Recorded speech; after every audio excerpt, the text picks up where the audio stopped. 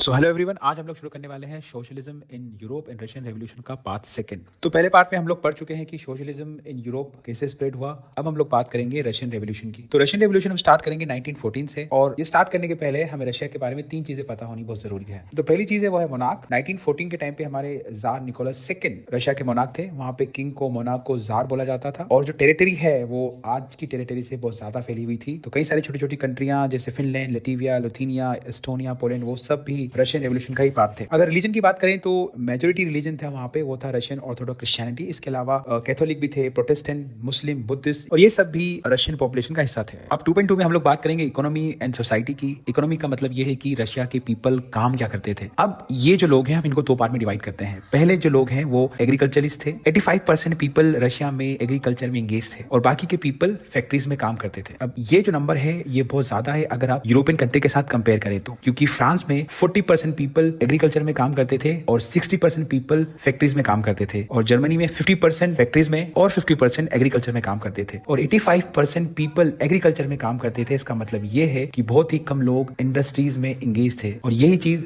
Russia को least industrialised reason बनाती है, क्योंकि इंडस्ट्रीज बहुत ही छोटे छोटे पॉकेट्स में अवेलेबल थी, जैसे कि सेंट पीटरबर्ग और मॉस्को में, और ज्यादातर जो प्रोडक्शन है वो क्राफ्टमैन करते थे। फैक्ट्रीज में यहाँ पर भी काम बहुत कम होता था। फिर 1819 के बाद रशिया में फैक्ट्रीज ज्यादा सेटअप होने लगी, बिकॉज रेलवे नेटवर्क एक्सटेंड हो रहा था, फॉरेन के पीपल इन्वेस्ट कर रहे थे रशिया में, कोल का और आयरन का प्रोडक्शन भी धीरे धीरे बढ़ रहा था। अब फैक्ट्री में काम करने वाले वर्कर भी आपस में डिवाइडेड थे। जो लोग विलेज से माइग्रेट होकर सिटी में आए थे उनमें से कुछ लोग परमानेंटली सिटीज में सेटल हो गए थे, लेकिन कुछ लोगों के लिंक अभी भी विलेज के साथ बहुत स्ट्रॉन्ग थे। अच्छा, दूसरा डिवाइडेशन स्किल के बेसिस पे था। अच्छा, इसमें जो मेटल वर्कर थे ना वो अपने आप पे थोड़ा सा ज्यादा घमंड करते थे, वो अपने आप को एरिस्टोक्रेट मानते थे। क्यों? क्योंकि उनका जो ऑक्यूपेशन है उसके अंदर ज्यादा ट्रेनिंग की, ज्यादा स्किल की जरूरत पड़ती है। अब बात करते हैं मेन एंड वुमेन की। विमेन यहाँ पे 31% थी, ठीक है, कम परसेंटेज में काम करती थी, और उनको सैलरी भी, उनको वेजेस भी कम मिलते थे। मतलब 50 से 75% के बीच में उनके वेजेस होते थे अगर मेन से कंपेयर करें तो। दूसरा डिवीजन था उनके ड्रेसिंग सेंस में, उनके जो मैनर्स थे वो भी उनको आपस में डिवाइड करते थे। और इतना डिवाइड होने के बाद भी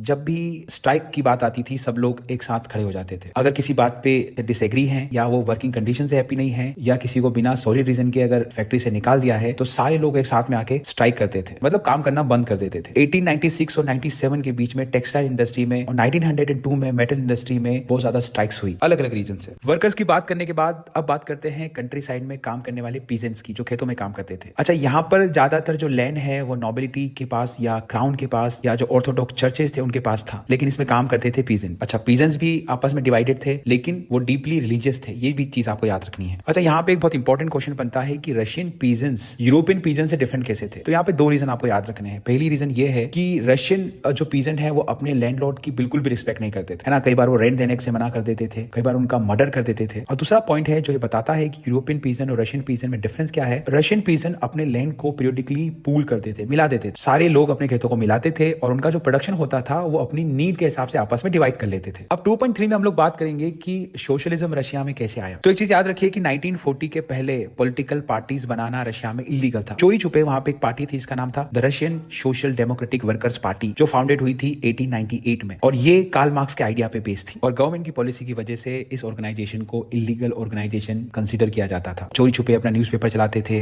वर्कर को मोबिलाइज करते थे, और स्ट्राइक भी ऑर्गेनाइज कराते थे। अच्छा, इन पॉलिटिकल पार्टीज में ना आपस में झगड़ा चलता था। कुछ लोग बोलते थे कि पीजेंट्स ही रेवोल्यूशन लेके आएंगे, और कुछ लोग बोलते थे नहीं, वर्कर्स हैं जो रेवोल्यूशन लेके आएंगे। जो लोग पीजेंट को सपोर्ट करते थे ना वो ऐसा मानते थे, वो पीरियडिकली अपना लैंड पूल करते हैं, अपने लैंड को डिवाइड करना, अपने लैंड को पीरियडिकली मर्ज कर देना उनको सोशलिज्म के ज्यादा पास लेके आता है। और दूसरी तरफ वर्कर्स को सपोर्ट करने वाले यानी कि जो सोशल डेमोक्रेट्स थे डिसएग्री करते थे इन लोगों से। वो ये बोलते थे कि नहीं, पीजेंट्स में कुछ लोग रिच हैं, कुछ लोग पुअर हैं, लेकिन वर्कर्स सारे एक जैसे होते हैं, उनमें यूनिटी ज्यादा होती है, तो वर्कर ही रेवोल्यूशन लेके आएंगे। जो पीजेंट्स हैं उनकी एक पार्टी थी, उन्होंने एक पार्टी बनाई थी जिसका नाम था सोशलिस्ट रेवोल्यूशनरी पार्टी। 1900 में उन्होंने अपनी एक पार्टी बनाई थी। पीजेंट्स को सपोर्ट करते थे, ये चीज आपको याद रखना है। और वर्कर्स को कौन सपोर्ट करता था? वर्कर को सपोर्ट करते थे सोशल डेमोक्रेट्स। अच्छा, जो सोशल डेमोक्रेट्स यहाँ पे थे उनके बीच में भी झगड़ा होना शुरू हो गया, और उनकी पार्टी भी आपस में डिवाइड हो गई। एक का नाम हो गया बोल्शेविक और दूसरी बन गई मेनशेविक। अब देखो, बोल्शेविक और मेनशेविक के बीच में डिफरेंसेस आपसे पूछे जा सकते हैं। आपको याद रखना है कि ये पार्टी डिवाइड क्यों हुई? Because of the strategy of organisation. कुछ लोगों का मानना था, यानी हम यूं कहें कि बोल्शेविक का मानना था कि जो पॉलिटिकल पार्टीज हैं वो डिसिप्लिन होनी चाहिए। उसमें हम जिन लोगों को पार्टी में एंटर कर रहे हैं, या जो पार्टी के नंबर हैं, या उनकी जो क्वालिटी है मेंबर्स की, वो कंट्रोल होनी चाहिए। जैसे कि जारिस पार्टी थी रशिया में, लेकिन जो मेनशेविक थे वो मानते थे कि नहीं, पार्टी हर किसी के लिए ओपन होनी चाहिए, ज्यादा से ज्यादा लोगों को पॉलिटिकल पार्टी में पार्टिसिपेट करना चाहिए। तो ये डिफरेंसेस के बेसिस पे बोल्शेविक और मेंशेविक डिवाइड हो गए। टेंशन लेने की बात नहीं है, ये जो आपको सामने स्क्रीन पे दिख रहा है ना, केवल इतना ही आपको याद करना है बोल्शेविक और मेंशेविक के बारे में। ओके, नाउ नेक्स्ट टॉपिक है हमारा 2.4। देखिए रशियन रेवोल्यूशन में रेवोल्यूशन वाले पार्ट को हम 4 पार्ट में डिवाइड कर सकते हैं। पहला है 1905 रेवोल्यूशन, दूसरा है फेब्रुअरी रेवोल्यूशन और तीसरा है अक्टूबर रेवोल्यूशन और चौथा है सिविल वॉर। चलिए स्टार्ट करते हैं 1905 रेवोल्यूशन से। यहाँ पे लड़ाई थी कि रशिया एक ऑटोक्रेसी था। अब ऑटोक्रेसी का मतलब ये होता है कि at the beginning of 12th century the tsar was not subject to the parliament. वो कोई भी डिसीजन लेने के पहले किसी भी पार्लियामेंट से डिस्कशन नहीं करता था। क्या आपको याद है फ्रेंच रेवोल्यूशन में जब लुईस 16 ने डिसाइड किया था कि वो टैक्सेस बढ़ाने वाले हैं, ओल्ड रिजीम के अंदर ये रूल था कि अगर आप किसी किंग को टैक्सेस बढ़ाना है तो वो खुद से डिसीजन नहीं ले सकते, उनको असेंबली बुलानी पड़ेगी, तीनों स्टेट के लोग वहां पे होंगे और वहां पे वो डिसाइड होगा। दो वो डेमोक्रेटिक नहीं था, बट किंग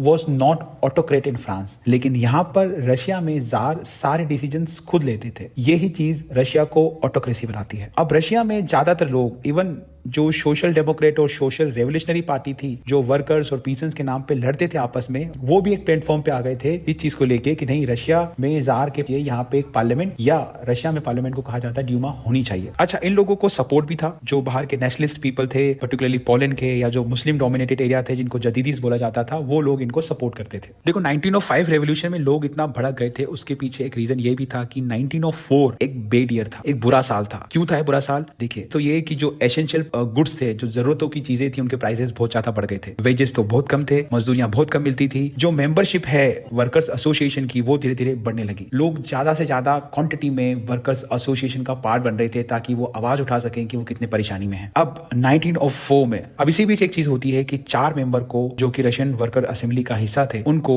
डिसमिस कर दिया जाता है एक आयरन फैक्ट्री से। और जैसा कि मैं आपको पहले भी बता चुका हूं कि अगर किसी भी पर्सन को बिना किसी सॉलिड रीजन के जॉब से निकाला, फैक्ट्री से निकाला, तो सारे लोग एक साथ में आके स्ट्राइक करते थे। और अगले दिन ये 1,10,000 पीपल सेंट पीटर्सबर्ग में स्ट्राइक पे चले गए और इन सब ने एक साथ डिमांड करना स्टार्ट की कि इनका वर्किंग आवर को कम कर दिया जाए, दूसरी बात इनके वेजेस बढ़ा दिए जाए और जो वर्किंग कंडीशन है उसको भी इंप्रूव किया जाए। अब क्योंकि इनकी बात नहीं सुनी जा रही थी, तो लोगों ने डिसाइड किया कि हम सब मिलकर प्रोसेशन निकालते हैं। अब इस प्रोसेशन के लीडर होते हैं फादर गैपोन। फादर गैपोन बाकी सारे लोगों के साथ विंटर पैलेस की तरफ चलना शुरू करते हैं। विंटर पैलेस के कुछ कमांडोज होते थे जिनको कॉसेक बोला जाता था, जिनका काम यह था कि वो विंटर पैलेस को प्रोटेक्ट करेंगे। जब इनको ये लगा कि ये लोग विंटर पैलेस की तरफ आ रहे हैं, उन पे फायरिंग करना स्टार्ट की और इसी वजह से 100 के आसपास वर्कर मारे गए और लगभग 300 लोग घायल हो गए। और ये जो इंसिडेंट है वो संडे के दिन हुआ था, इसलिए इस इंसिडेंट को बोला जाता है ब्लडी संडे। ठीक है, ये तो ब्लडी संडे का एक इंपॉर्टेंट क्वेश्चन हो सकता है। और इसके बाद कई सारी ऐसे इवेंट ऑफ सीरीज स्टार्ट होती है जिनको हम 1905 रेवोल्यूशन कहते हैं। ब्लडी संडे होने के बाद सब जगह पे स्ट्राइक होना स्टार्ट हो जाती है, यूनिवर्सिटीज बंद हो जाती हैं, जो स्टूडेंट बॉडीज हैं वो भी आके कंप्लेंट करना स्टार्ट करती हैं, सिविल लिबर्टीज के बारे में बात करना शुरू कर देती हैं। Lawyers, doctors, engineers, middle class worker,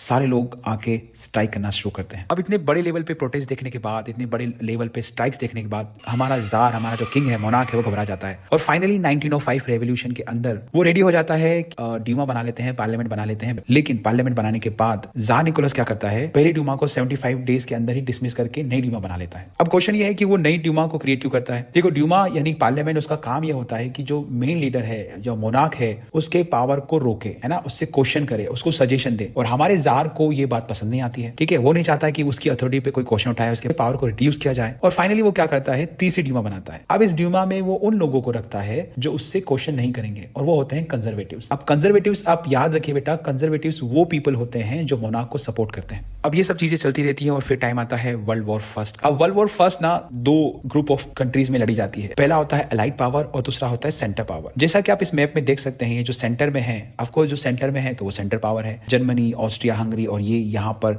Ottoman empire या टर्की। और दूसरी साइड में थे रशियन एम्पायर और फ्रांस, जो कि अलाइड पावर थे। अब अलाइड पावर और सेंट्रल पावर के बीच में वर्ल्ड वॉर फर्स्ट होता है। अच्छा, इनिशियली रशिया में वॉर को बहुत सपोर्ट किया जाता था, वॉर बहुत पॉपुलर थी, है ना, एक बड़ी बात मानी जाती थी। और इनिशियली वॉर के टाइम पे पीपल जार के आगे पीछे घूमते हैं, और इसी वजह से जार अब कंसल्ट करने से मना कर देता है ड्यूमा के साथ। दूसरी चीज इसमें आपको याद रखनी है, एंटी जर्मन सेंटिमेंट। बिकॉज उनकी वॉर जर्मन के साथ चल रही थी, तो पूरी कंट्री में एंटी जर्मन सेंटिमेंट थे। इवन यहाँ पे एक सिटी है जिसका नाम था सेंट पीटर्सबर्ग। अब ये जो पीटर्सबर्ग नेम है, ये एक जर्मन नेम है। अब यहाँ के लोग क्या करते हैं, इसका नाम चेंज कर देते हैं सेंट पीटर्सबर्ग से पेट्रोग्रेड। जार निकोलस की जो वाइफ थी जरीना अलेक्जेंड्रिया, वो भी जर्मन ओरिजिन की थी। और उनके जो एडवाइजर थे, उनके जो पुअर एडवाइजर थे, जिनका नाम था रासपुतिन, लोग उनको भी पसंद नहीं करते थे बिकॉज वो भी जर्मन थे। तो पूरी रशिया में एंटी जर्मन सेंटिमेंट फैले हुए थे। देखिए, फर्स्ट वर्ल्ड वॉर ना 2 अलग अलग फ्रंट से लड़ी जा रही थी, eastern front and western front. Eastern front basically you can see कि जर्मनी, ऑस्ट्रिया, हंगरी और रशिया के बीच में है, और western front as you can see particularly France और जर्मनी के बीच में। अब फ्रांस और जर्मनी यानी कि वेस्टर्न फ्रंट पे जो सोल्जर्स ट्रेंचे से लड़ाई लड़ रहे थे, ठीक है, as you can see in the picture, ये ट्रेंचेस होती थी, इसके अंदर सोल्जर्स होते थे और यहीं से वो लोग इस वॉर को कंटिन्यू कर रहे थे। लेकिन ईस्टर्न फ्रंट पे